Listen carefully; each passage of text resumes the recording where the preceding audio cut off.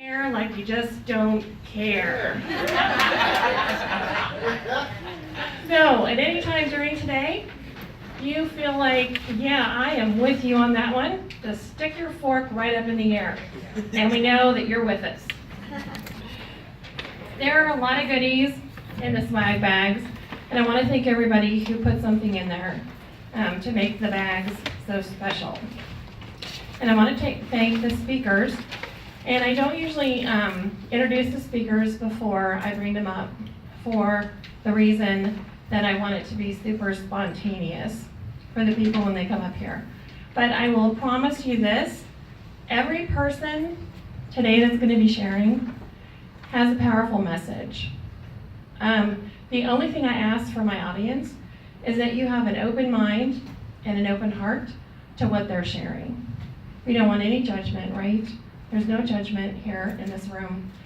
What Your Story was actually born because I was asked to speak at a women's group, and I was supposed to speak on leadership.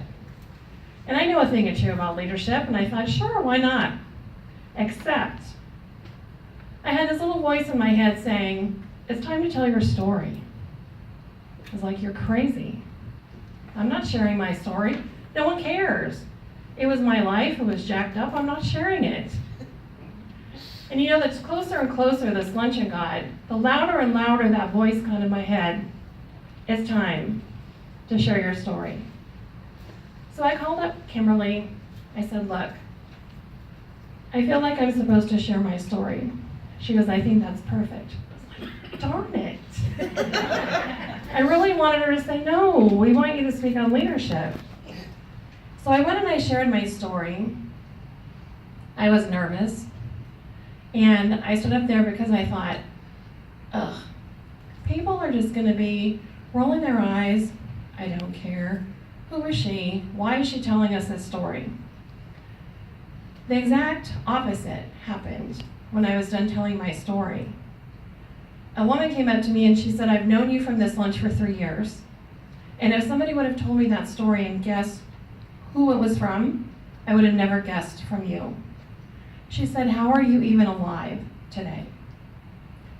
We never know the journey that somebody's been on until they tell it. So we need to be really careful when we're with people because you just don't know what's happening or what has happened. But the people that are going to share today are strong, courageous people who make a huge difference in the people around them. And you're going to hear stories that's going to tell you how exactly they got that way.